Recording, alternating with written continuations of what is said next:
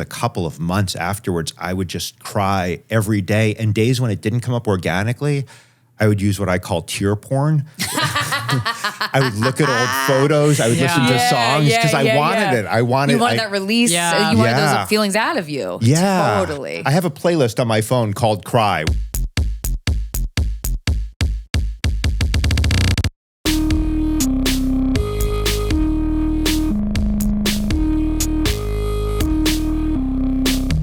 Hello, everybody. We are here with comedian and writer Adam Strauss. So happy to have you. Yeah, thanks for having me. It's great to be here. Yeah, you're so sweet. Your vibe is really, I love it. Have we met before? I don't know.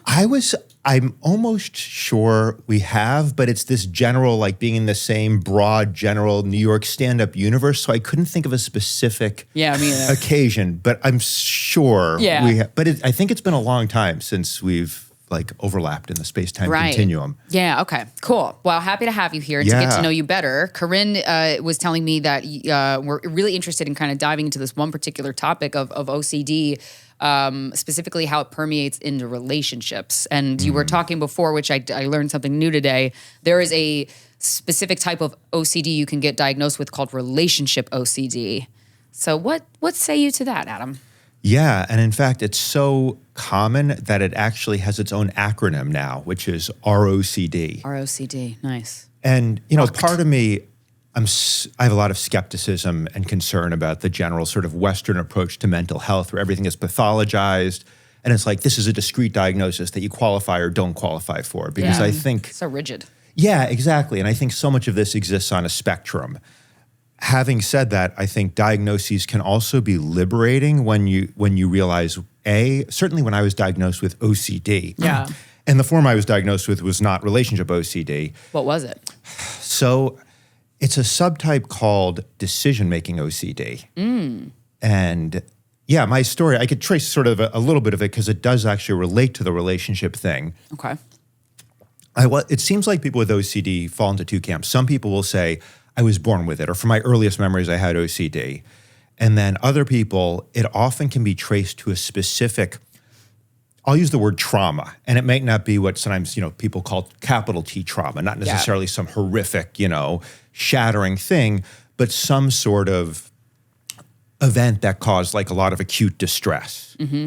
And I definitely fall into the latter camp. Okay. It was after what I would call a heartbreak. The most significant romantic relationship of my life ended.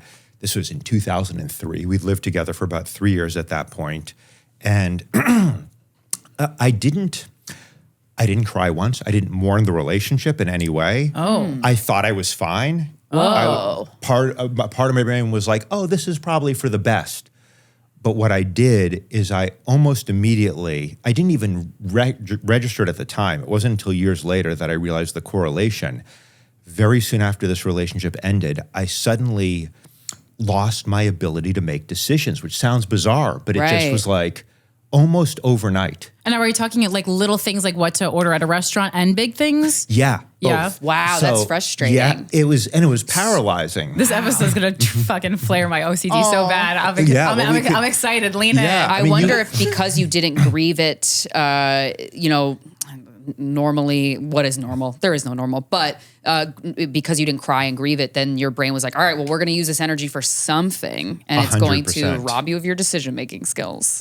And I think part of it is, the way I look at OCD, and again, I'm not a clinician or professional, but I have a lot of firsthand experience, and I've talked to a lot of people. So, excuse me. So it's like widely recognized that OCD is a response to anxiety. The promise of OCD is always at some level, if I can get this thing right, if I can make sure I'm perfectly clean or the stove is off, whatever your symptom manifestation is, it varies from person to person.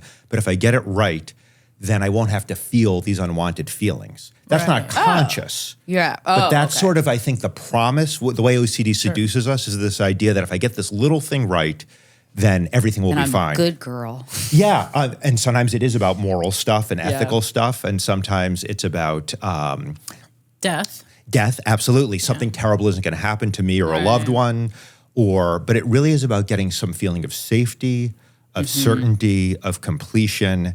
Yeah. Yeah, and so I think in my case, things were suddenly very wrong. And I'm gesturing towards my chest because like I say heartbreak, and of course that's a metaphor, but it's almost anatomically. You do feel it. You feel it in your heart. Your heart chakra is broken into pieces. Hell how yeah. It feels. And I wasn't aware. I was so disconnected from my body generally because I think this gets into a whole other thing, but I think there's no real, we're not taught how to experience emotions and sensations in our body. Correct. And I have a theory, and I don't want to mansplain a feminine thing, but I wonder women generally are more connected to that in my experience. And I wonder if part of it is menstruation. I was just going to say, because we have our period once a month, there are certain bodily sensations that we expect, we anticipate. And for some of us that can be like not great. Yeah. So like cramping and stuff like that. And so, yeah, it does force you to be looking out for signs in your body much more than you normally would have. Also, the medical industry doesn't really care about us, so we have to be our own doctors. So I think we just become more attuned to our body's behavior. I'm realizing this now, like, but with men and an erection, that's your thoughts going into your body, but maybe you don't like consciously think of like, whoa, that's cool as it's happening. Right. Yeah. I don't think it's, I haven't. I mean, it's such a weird thing, erections and genitals, and we could, the fact that this body part suddenly changes and grows, but I guess because it is so weird and such an outlier, other body parts don't do that you just kind of don't think about it, at least I haven't. Yeah. And I suppose psychology can influence, whether you get erection or not, but for sure. I guess thankfully it's something that I haven't had to confront, so I don't think about that. Nice. But I think something about pain, especially like menstrual, like once a month, you can't forget that you have a body. Whereas a man, you have the sort of luxury of just kind of, I didn't really ever think about my body prior to this. That's nice. Sounds nice. It was nice, like but I think the price I paid, because the woman who that relationship ended with, we're still friends. Oh, wow. And you could be friends with that person? Oh, my gosh. Not initially. Okay. Years later. But she mourned it, and there was this period where we were kind of in touch, where she was really in grieving, even though it was her decision. And I was like, I'm fine. Wow. And she got past it, and she found another partner. Right. And so back to your point, Krystyna, I think part of what happened was there was this deep heartbreak, this loss, this grief. And so my mind at some level, I believe, was like, well, instead of feeling that, if you figure everything out, if you make the right decision in every moment, everything will be fine. And you won't have to feel that sadness. You won't have to feel that loss. Yeah. And how old are you at this time? I was 29 when this relationship ended. Interesting. Yeah, I feel like that's so fascinating for it to come up like then. But was that the most intense relationship you've ever experienced? It was, and I don't want to paint the picture that I was like a picture of mental hygiene prior to this. I was. Who is, I've always been kind of crazy. Like I was. What's your crazy? Well, this is a good question. So from this new show I'm premiering is called Something is Wrong with Adam Strauss. And part of, I'd say, the dramatic question is, why am I so crazy? Because there's no obvious trauma in my history. But from a very early age, I was just like losing my shit, like extraordinarily intense emotions. Whoa. No idea of how to manage them. My parents, who, my mother had me when she was 26, which was not unusual in that generation. But I think of her like trying her damnedest, but like this kid who is just at times I was a very joyful kid, but at times in tremendous distress. And her being out of her depth. And she'd never seen a therapist. They grew up in the Bronx. Like this was not in their worldview. Like your mom doesn't have to like take a knife to her throat for you to be traumatized by her. Like a mom like doing her best, simply going, that's a big feeling. And I don't know what to do about that. So let's just look at this teddy bear. That could traumatize a child. And it's no one's doing anything wrong. You know? So we're so delicate as humans. I love that point, because that's something for a long time I was sort of consumed by. There must be some horrible trauma I've buried. Right. And when I began working with psychedelics, there was this hope, but also this fear of, oh God, I'm going to see the horrible thing. Yeah. But there's never been any horrible thing. Yeah. And I think, exactly what you said, Krystyna. It could just be a normal, even a very good parent. Inevitably, you have your own. They're not in my mind. They're not in my body. They're going to do things. They're busy. There's going to be things that are going to inflict pain. And I was probably an unusually sensitive kid, whatever that means. Yeah, I think people can be born extra sensitive for sure. Yeah. It's a lot. It's a lot of sensitivity to noise and all this. So there was always this stuff. And tying into the theme of relationships, the first kind of, in hindsight, obvious specific thing is when I was 12 years old. So I was hitting puberty. I became aware of girls. Girls didn't like me. Even though I was the best Dungeons and Dragons player in 5th grade. It was this great, I killed it. Literally, hobgoblins, orcs, I was crushing it in D&D. And I started looking in the mirror kind of obsessively. I remember every day after school, just like I'd spend a half hour staring in the mirror. And I was like, am I cute? Because that was the word kids used in 5th grade. Am I cute? Yeah. And I came to the conclusion that I was hideously deformed. Oh, and this belief dominated dude. my... Yeah. And you didn't have anybody to intercept that. You didn't take a poll?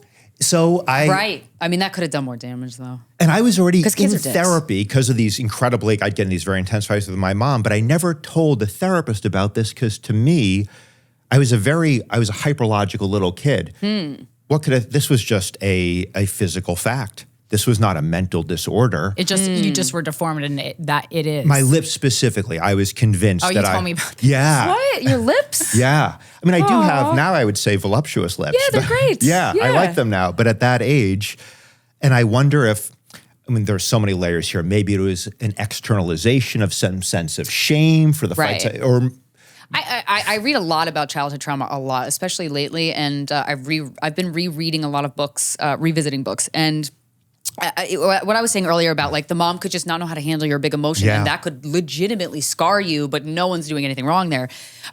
Just as much that like what you were describing with your mom not knowing how to handle your big feelings, a lot of times kids will subconsciously go, okay, you're not soothing me, so is there something wrong with me? And it's so deep that by the time you get to the mirror at 12, your brain goes, well, there is something wrong with me. Find out what it is so we can feel more in control. It's your fucking lips. You know, 100%. Or whatever. Yeah. So that feels like good in the moment, even though you're doing more damage to yourself. You couldn't possibly know that at 12, though.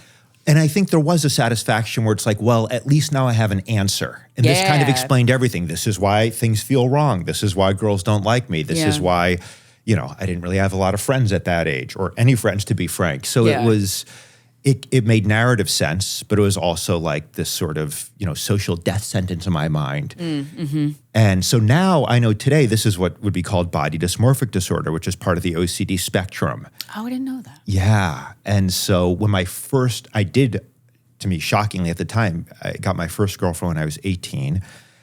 She dumped me largely because my emotions were so intense. And like it was never towards her, but I would just be extraordinarily distraught for no reason sometimes. Yeah. Did you ever wonder if you had bipolar disorder? Because a lot of these seem like characterized. I'm not trying to diagnose you here, but it's interesting just because, especially being a comedian, I know many people with bipolar disorder, and like, did anyone ever think that you had that?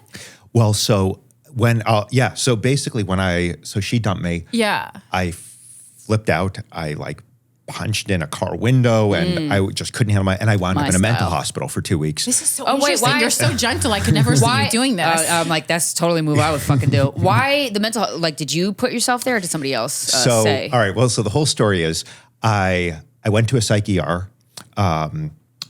She and my best friend, she was going to Smith. So I was visiting her there. Like this was a few weeks into college. I was going to a different college. I visited her. She dumped me.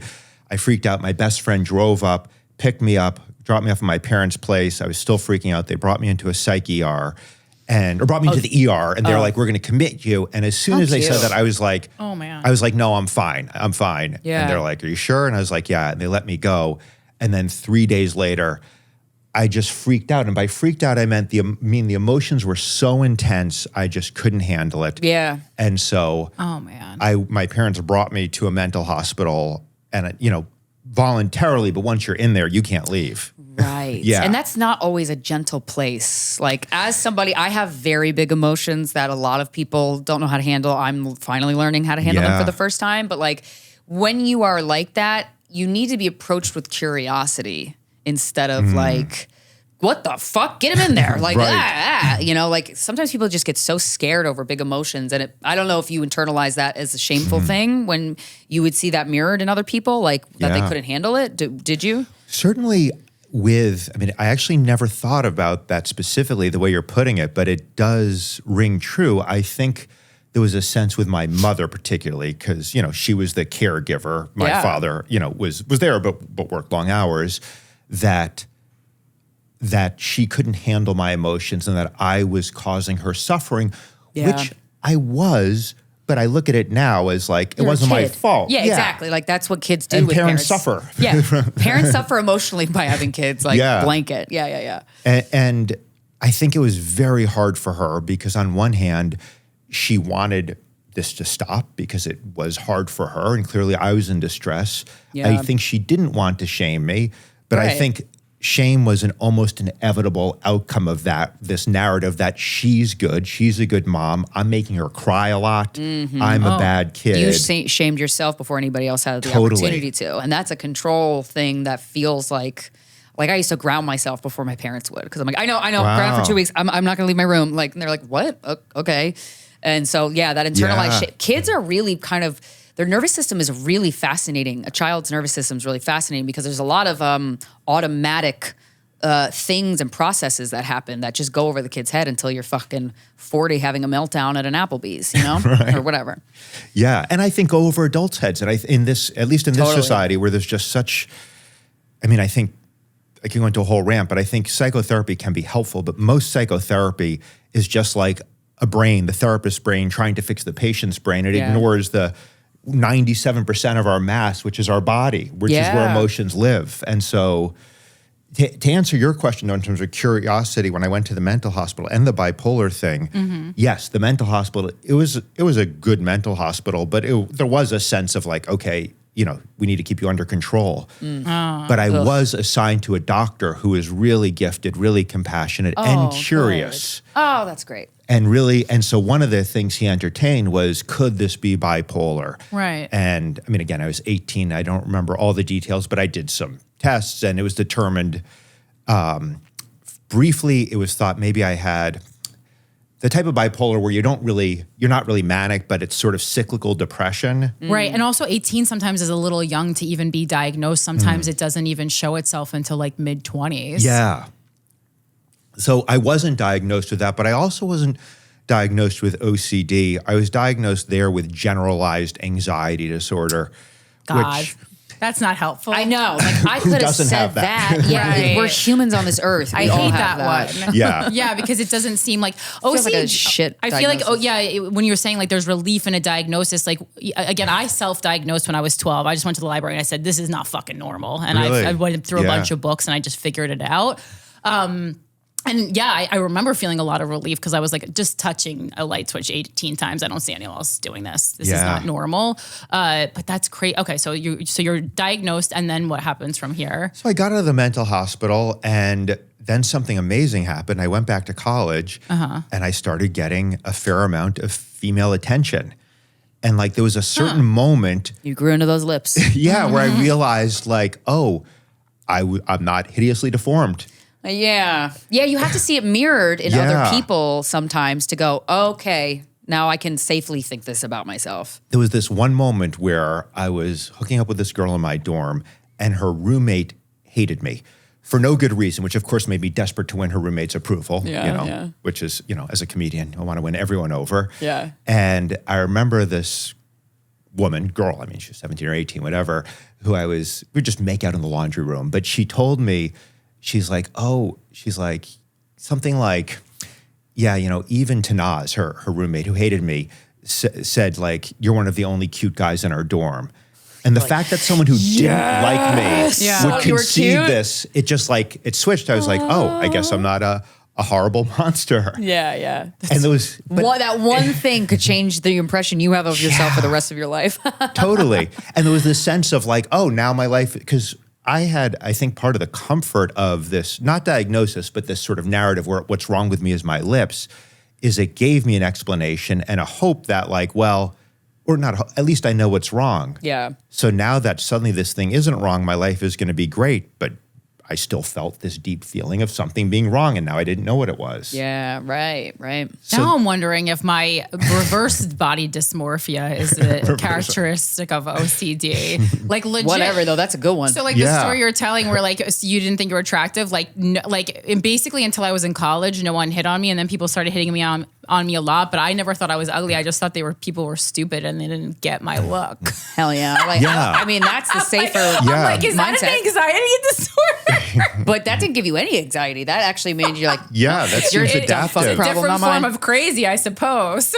All right, so you're fuckable. Okay. So I realized I was fuckable. Mm-hmm. But yeah, there was this persistent feeling of something being wrong, and then years later, so I had relationships of varying degrees of like depth and satisfyingness.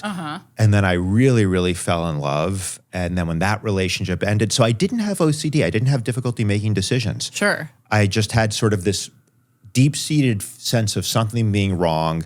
And I would say I would reach a level of distress. Little things could push me to a state of distress where I would become almost non-functional for like a day or two. And in hindsight, I see it as, I was obsessing about something. I was obsessing about a perceived social slight or a rejection or a doubt about my ability. But it wasn't quite OCD. And then this relationship ends, 2003. I'm 29 years old, and like almost immediately every decision, which side of the street should I walk down? What shirt should I wear? What should I eat? And it became just completely paralyzing. Right. I mean, because the amount of decision-making takes so much of your mental energy. Like your gas tank every day that you get, that's full the moment you wake up, and then it slowly depletes throughout your day. One of the reasons why people like Steve Jobs wore the same exact outfit every day is to take away decisions from his life, because that's how important he wanted all of his decision-making energy to be going towards the big ones. So like, it's a lot. Yeah, it makes sense that would be the first thing to get overwhelmed. And I actually tried this with shirts, because I would start. That was actually the first place it became very obvious.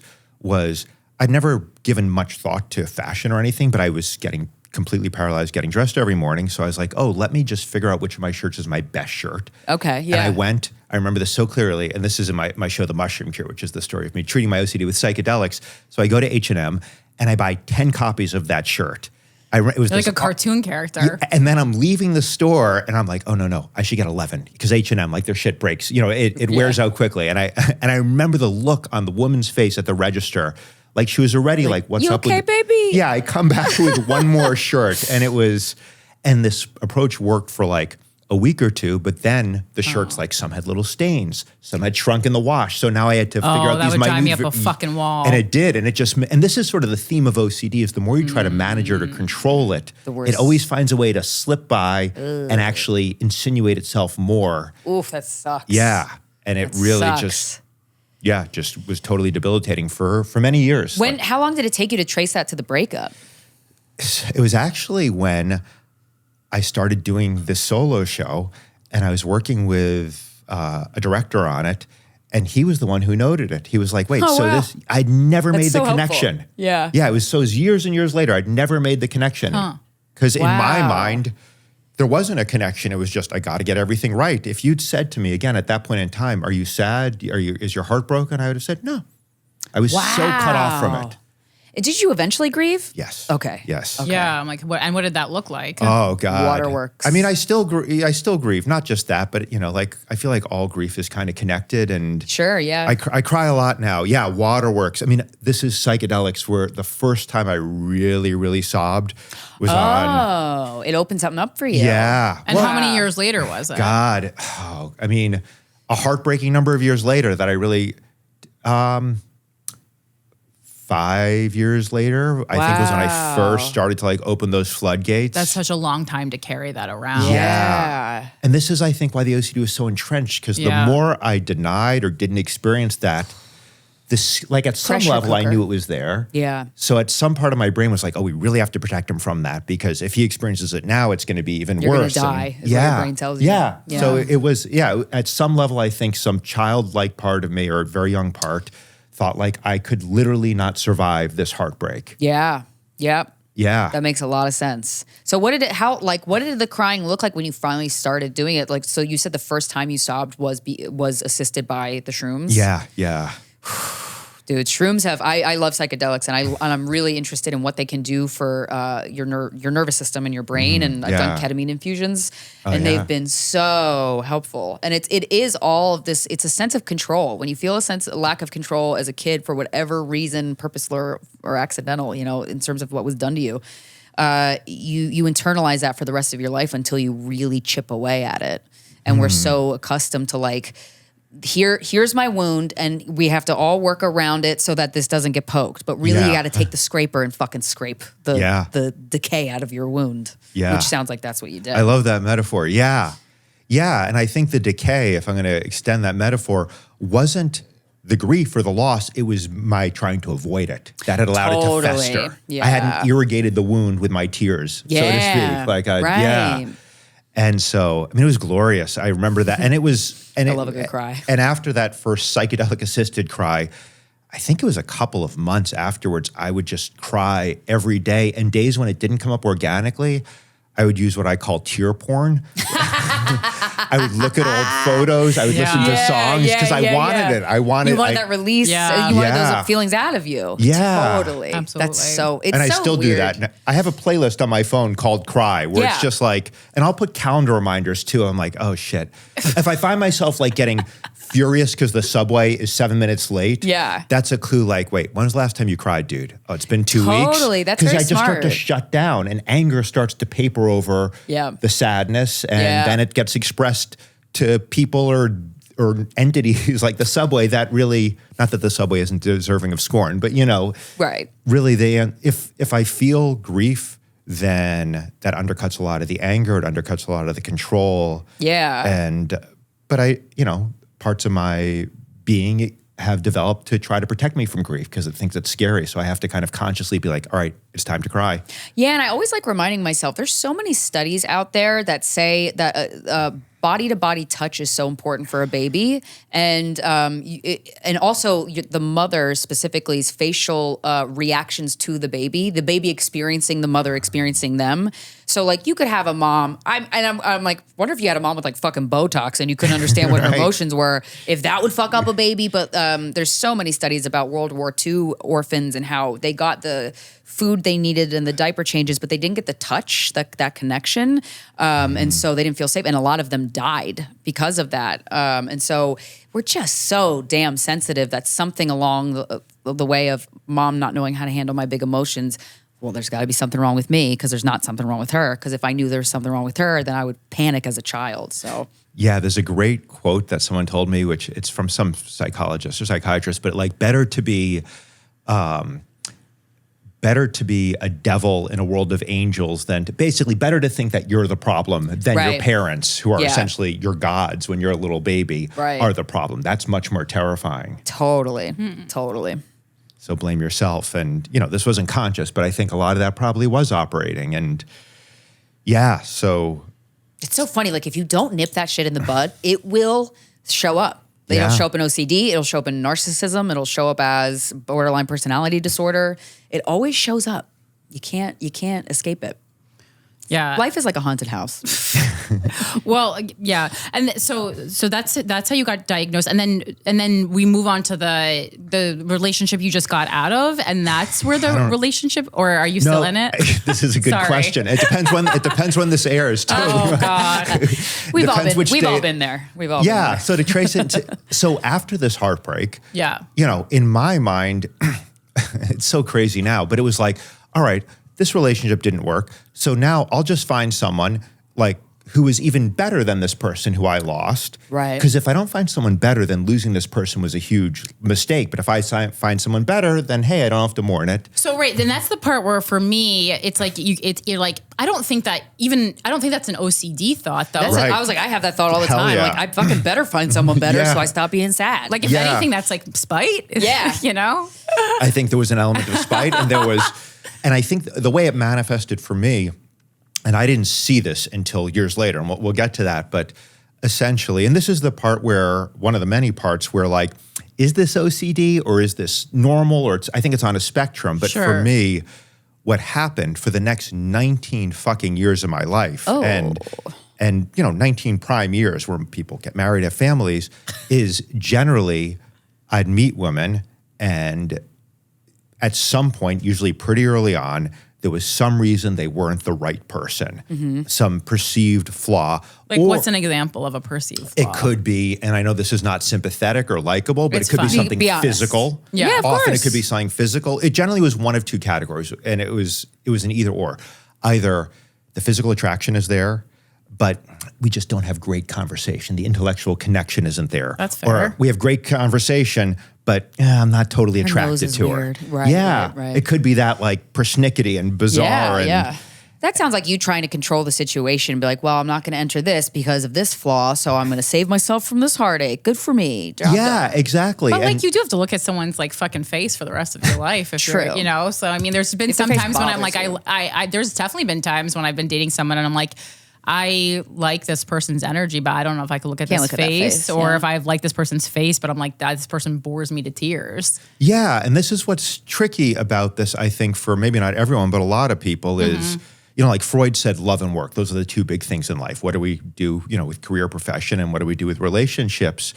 So these are the two big domains of decision, I would say. Right. But work is not nearly, doesn't feel as big because, first of all, you can change jobs. Yeah. And second of all, like this choice of partner is probably the single biggest decision that's going to influence the course of your life. True. So I think even people without the slightest touch or hint of OCD often do have anxiety about, is this the right person? And there's trade-offs and no one's perfect. And how much am I willing to compromise on? Yeah. So it wasn't crazy that I was doing this. I think what ultimately clued me in that something was off here was how long I was doing it for.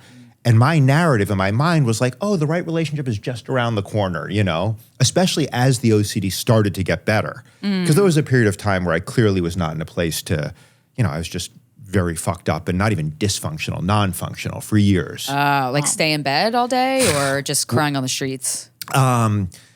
So I was running my own company bizarrely through a series of weird confluence of circumstances. Yeah. So otherwise I would have not been able to hold down a job. Yeah. So I was going into my office and doing a shitty job for a few hours a day and then going home and obsessing about something trivial. Right. And yeah, it was really So it was more the obsession than the compulsion that was getting you. just trying to figure out the right decision about shit that really didn't matter while the days and weeks and months and tragically years ticked by. Yeah. Yeah. And then I started getting more, thanks to psychedelics and some other things, I started getting more recovery.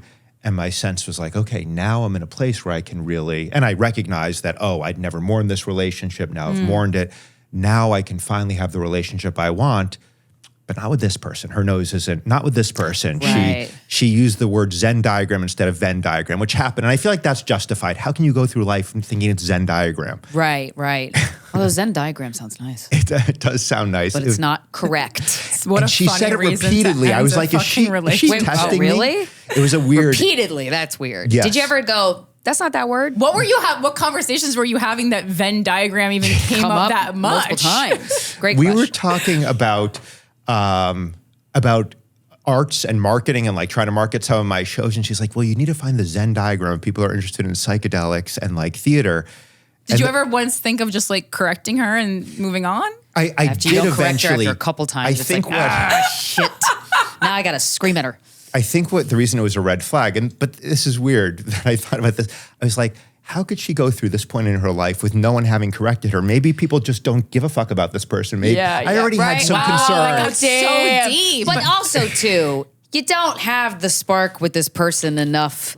It wasn't like- Because when you notice those things and when you get hung up on those things, a lot of times it's just your heart way of going, that ain't it. Yeah. This ain't it for you. Yeah, to be clear, it wasn't like, this person is perfect except for that. But Right. Because then you wouldn't even consider that as like, does that mean I shouldn't? Like, if you're using that as a consideration for being with that person, you don't like that person that much. Except, so the eventual, No, I was thinking in my head, if the people I've loved the most in life said Zen diagram, would I care? And the answer is absolutely not. Right. But it was a that's not weird thing maybe to good. say. But to your point, Krystyna, so if you'd asked me 10, 15 years after this relationship ended, especially as I got more and more recovery from OCD, and I would have said, yeah, I'm ready for a relationship. I haven't found the right person. It's hard for everyone, but I'm sure it's about to happen. This sort of delusional, like it's just around the corner. And then this was, God, a little more than 2 years ago, May of 2022, I had a mushroom trip where I realized what I had been doing for, at that point, 19 years, Whoa. which was, dude, why are you Damn. alone? You really think you haven't met the fucking right person in 19 years? No, you've met plenty of people who could be serviceable partners, maybe. Whenever you meet someone, that's not a very romantic way to Everyone's put it. dream. Everyone's dream. Serviceable partner. One day I'm going to be a serviceable partner. But I for a think man. that's sometimes what it comes down to, is like not looking That's for the perfect 100% romantic accurate. thing. Yes. Man thinking. Yes. 100%. So I saw this though, and it was like this moment where it's just like, God, what an idiot. Like, you really think you just can't meet the right person? No, you're like anyone else, where like you meet people, there's varying levels of compatibility, but if Right. you really want a relationship, if you really want to, and I had some like quasi partnerships, Yeah. but I hadn't fully opened my heart to someone. There'd always been this, not sure about her. Because your heart was closed the whole time. Because I was afraid of opening it up again, because Yeah. look what happened last time I'd opened it. Right. I mean, right. that checks out. Okay. Yeah. So I saw this on this mushroom trip. And What a realization. yeah, and it was kind of heartbreaking, because it was like, I've wasted so much time, but it was also like, well, I have a choice. Now I've seen it. Exactly. And do I want to say yes to someone, even with doubts being there? Yeah. And I do. And then 4 days after that trip, I met my That's mystical. current, former, partner, woman. Darn. You Yeah. know, honestly, it would have been disappointing if you came here with just a regular girlfriend. Yeah, it's true. This is more interesting. And the very first conversation we had was me telling her about this trip I'd had and this realization that now I'm really ready to open my heart to someone.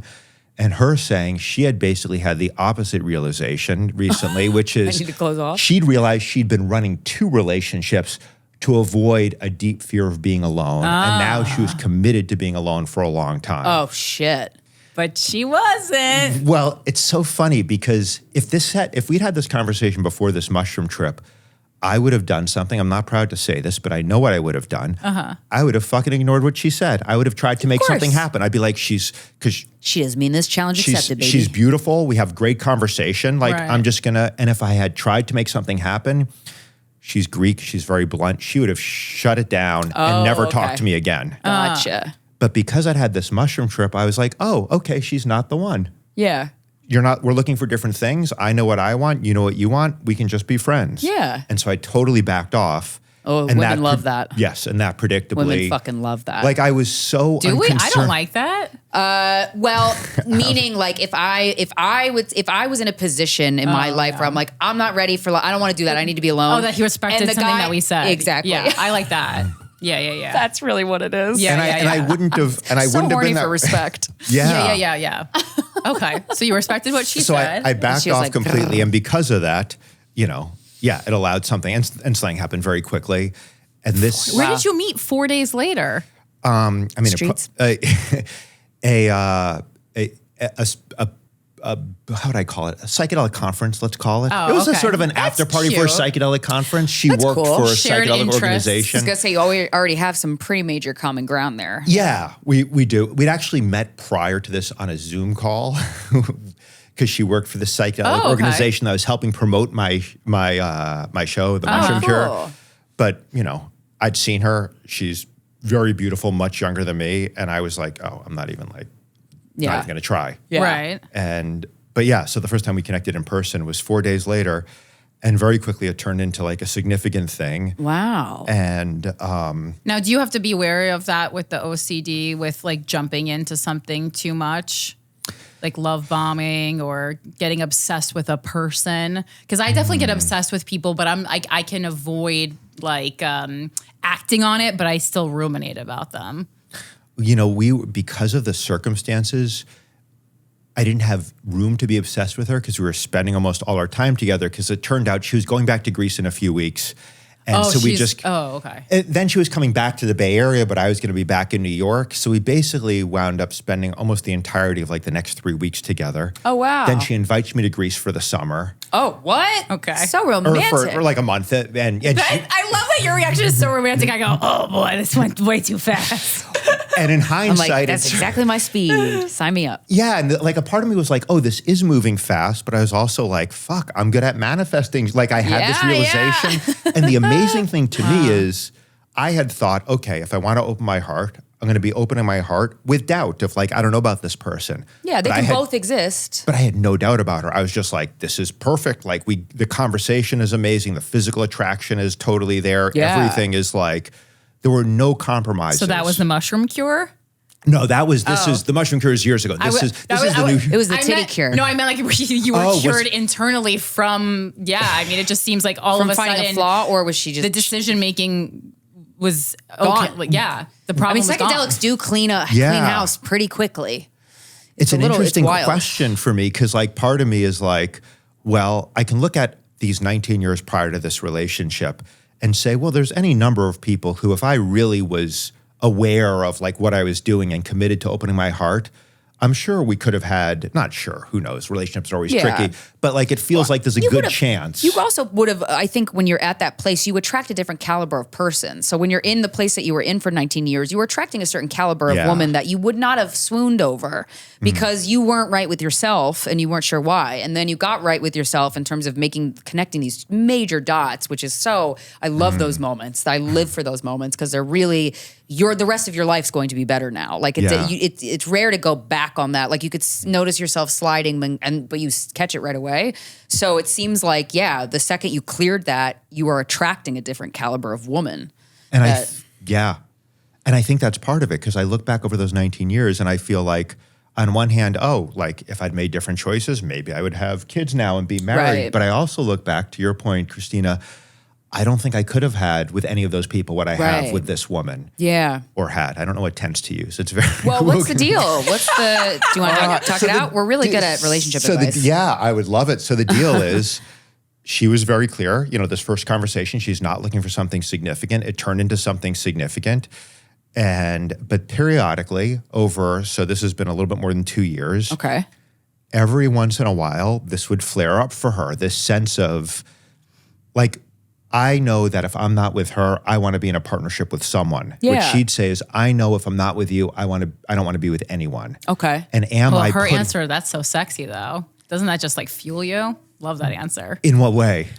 She wants you. She only wants you. Yeah, I feel like being a woman, we're so used to men just wanting to be in a relationship. So like to have someone be like, I want to be in a relationship with you specifically. I mean, that's what women do. That makes me horny just thinking about it. I know, it makes me horny just thinking about it too. I never thought about it, but maybe you never had to because you're a man. Yeah. Damn. Good for you. One of the, Damn. lucky. To be loved by a woman. What a gift. I wish, yeah. But it's also been anxiety provoking because it's like, okay, does she... Basically, this question of, is the timing right for her? Because I respect the fact that she feels like, hey, I want to see what it's like to be alone as like, You can also have this like form of you can restructure your relationship in a way where, hey, I want to feel like I have more freedom, not to fuck other people because she doesn't want to. Yeah. But just to be the only like, do you live together? No, we don't. Oh, I mean, okay, we spend every night together, but. Okay, so that's not, so I like restructuring. Past tense, I should say. We were, but yeah. Okay, well, because honestly, I get what I don't know her, but I feel like what she's getting at there is like, I want to have a sense of I want to have time to get to know myself on a deeper level. Yeah. That can only happen alone. But you can also I would argue, you could also be in a relationship while you are getting to know yourself, but you physically need to be the only person there in the apartment, in the room, or whatever. You can be alone and in a relationship. I do it all the time. Oh, that's the worst. That's absolutely. No. I don't mean it like that. I mean what? Literally, like you're I just independent. really have my own life still. Yeah, that's the best. You can that's do it. The best. And so people don't love it. I think if but if you love this person, then you could carve out this structure in your relationship where, Monday through Wednesday, we don't text, we don't talk, we don't do anything, and then we reconnect on Thursday, and it's great. Yeah. Because then you have this time by yourself to just allow yourself to get to know you. Yeah. Is that giving you anxiety? No, we've explored this. So what happened was 2 days before our 2-year anniversary. Oh God. And I was like, I celebrated every monthly anniversary because it kind of like an AA, like I've been sober for 14 months. It felt like this my heart's been open for this long. Yeah, exactly. Wow, Yeah. And it's also like, look what new tricks I can do with this open heart, you know? Like I'm actually using it for what it's supposed to be used for.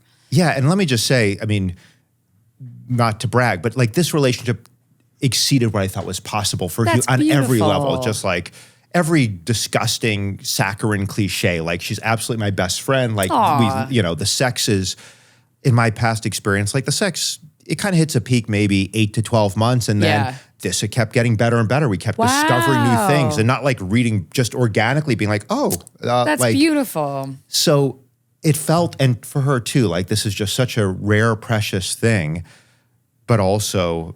Oh yeah, so getting to, as we were approaching our 2-year anniversary, I had this voice in my head that kept, and I shared it with her because I share everything with her, that kept saying, you're not gonna make it to 2 years. You're not gonna make it to 2 years. And that's the old OCD though. 3 days before our 2-year anniversary, she is like, this comes up really strong that she's denying this part of her that feels this need to be alone. So I think it was intuition, not OCD. Yeah, I think it probably was, and not even like deep intuition. If you're so connected, but also too, like if you're connected the way you say you are, then you're going to sense that without even consciously knowing you're sensing it. Like your body will sense it first. And there was this sense of fear, like, and so we separated. And initially there was this deep sense of like, oh my God, I'm losing this precious thing. And then there was a sense of relief, which I think reflects the fact that some part of me knew there was this sort of ticking time bomb. Yeah. And then it forced me, I'm mindful of time, so I won't go into all of it, but I realized like part of why she wanted at least this separation, if not permanent break, was she really felt it was essential for her to cultivate more friendships, particularly with women. Oh, yeah. Yeah, like a lot of women, she has a lot of, Oh, well, yeah. For women, female friendships, or for most women, I guess, like if you don't have that, that will make your life beautiful in a way that other things can. And so I realized something analogous where I was like, oh, she's the person, like most days, she'd be the only person. She lives in the San Francisco, and that's where I've spent most of my time the last 2 years. So it was like, unless if I'm doing a show at night, she's the only person I'm seeing most days, and that's a problem. Yes. I don't want my social contact to be entirely. So I made a fucking Google Doc of my friends or people acquaintances, and started reaching out to people for social. Yeah. Yeah. And that probably feels great for you, it did. Too, it was like, separately. it just feels like a sense of social agency. Like I can. I love that you made a Google Doc. And it was because there was one day I was like, God, I'm so fucking lonely. And it's kind of like, I don't even have to have the most incredible, satisfying social interaction. It's like if you're hungry, just eat some food. It doesn't have to be. Humans we are wired to connect. Yeah. We are wired for it. We need it. And I think men in particular can deny or be unaware of that. And totally. So the point is, a lot of good things came out of this separation. Yeah, that's great. great. And then it was, I won't get into all the details. Then there was an event. We knew we were going to see each other, and we got back together. Oh, crazy. For 2 weeks. Because your connection's really, And then the same thing happened. Then it's like we had this amazing, after my birthday, we had this amazing time together. And we're driving back from this hike, and I'm just like, and we're feeling so in love. And I'm like, but what are we doing here? Yeah. And she's like, you're right. And we separated again, and then we got back together again. And then, so she's in Greece now for the first time in the last 2 summers. I've been in Greece with her, which has been amazing. She's from an island in the Aegean. God, I've heard Greece. The pictures of Greece. I'm just like, how is this not a painting and it's an actual place? It's so stunningly, and being there with a Greek person, and she's very, very Greek. She has so much, like she was a philosophy major. Wow, like so Greek. So Greek, and it's just this incredible peak experience, and her parents, who have understandable concerns about me, but Greek hospitality, like shower me with appreciation and incredible food. Is it because of the age gap? What's the age gap? The age gap is 17 years. Yeah, that's mine. But no, 16. I think her parent, no. So the primary reason for this, anyway, just to finish the narrative quickly. So we've still been in, so she went to Greece while we were on a connected period. But then while I was like, you know what, let's take this, if you feel like you need this separation, let's do it now, because it's going to be easier when we're, 5,000 miles apart. Yeah. And because I I'd be very happy if on the other end of this, she is able to fully commit to me. It sounds like that's what's going to happen. She just needs to be untethered. It's dangerous to give me hope, Krystyna. I know. Don't fucking read tarot. The cool part is whatever happens is going to be the best outcome, even if it doesn't feel great, right? But I from everything you're telling me, I have this my voices in my head are almost yelling. Like you guys have a beautiful, rare connection, and she loves you, and you love her, and you guys are fucking fantastic for each other. She never got her little eat, pray, love moment that every human being on this planet needs. You got yours for 19 years, not in the way you wanted to, and it wasn't necessary, but it was cathartic ultimately after you connected all the dots. You have to, your spirit, every individual spirit needs and deserves a time of being untethered to any human being. And so even if you're in the best relationship of your life, I could absolutely understand still needing that. I think you're gonna. But I don't know exactly how old you are, but she's already 30, right? Yeah, I'm 50, so she's 33. Okay, so I was thinking, I was like, as long as she's hit 30, like if she was younger than 30, I would be like, this is a problem. But 33, I feel like it's like, well, also, what were you doing previously that you don't have female friends? Oh no, she does have female friends. But I'm like, but she doesn't spend time with. Well, to be very specific, most of her female friends are. So Greek. She moved to this country for grad school in 2018. Oh, okay, she moved super here new. She's an That's immigrant. what the problem is. Yeah. So most of her female friends are Greek, and I think you come to a new culture, and For it's sure, been, for sure. It's scary, and it's And not she familiar. had a serious boyfriend when she came here who lived here, so she was kind of in a 6-year relationship. Yeah, see this? You guys are really, I feel like you guys are really good for each other. She just needs she needs to find a sense of home within herself by herself for a second. And in If a she heard fucking you new say that, country, she'd be like, yes, that is exactly, the way you put it is the way she I totally totally talks about it. understand that. Yeah. Yeah, she wants to feel, I couldn't put it better. Yeah. Well, we resolved it here. Yeah. There is one other Problem concern, fucking though. Solved, Adam. What is that? That'll be $100. Which is my, worth more than that. Which is, so the primary concern is like, does she need to be alone? But the other is more specific to me, which is my career/financial situation. Not like she needs me to be a superstar, but she wants to know that like I can, if she were to get pregnant, support a family. And Is she, but she. That's the Greek. American people are like, we don't expect anything. Yeah. Let's just fucking see what happens. So the Greek, she was a world-class concert pianist when she was 18. Holy shit. Like international Cool. competitions, the Greek financial crisis hit. She's a real catch. Yeah, she is She's a catch. she's pretty amazing. love She with has her. like 2 grad degrees. She's I want to date her. music. She's amazing. I mean, she's amazing. She's an astonishing person. But this financial crisis hit, and there was. She's from a middle-class family in Greece, but her parents grew up poor, like don't have shoes poor. Okay. And very much instilled in her, like, you have to focus on how you're going to eat. She gave up piano. So she's been traumatized. So what I tell my She gave up her She's piano been and she was that financially skilled. She was also traumatized by people's expectations. She's very beautiful, course. kind of making her this object. Yeah, there was a lot there. Right. Fuck, man. But my answer to the financial stuff is I'm like, listen, my day job, until I was able to quit day jobs, not with a great safety margin, but somewhat, was sales, and I was good at it. Yeah. So I'm like, I can always sell shit. I can get a job doing sales, but her growing up in Greece, she knows people who are doctors who are baristas, because there's just, the economy is so fucked there. Wow. Okay. So the reason, And that's valid. yeah. So but to me, that's a soluble problem. Yes, it is. You just have to have open communication and a plan, and then monitoring the plan as it goes to make sure, is this working, is this not, Especially when you're that. both artists, I feel like you can figure something out to make money. I mean, there's always, especially in like this like digital world, I feel like there's always something you could do. I haven't encountered a couple that I'm rooting for so hard Wow. for you and this woman. I think because you're so sweet and so kind and so gentle, and I like your journey of like discovering these really important aspects that like put the puzzle pieces together and kind of cleared all this stuff for you. And then her story, damn, I want her to have a piano.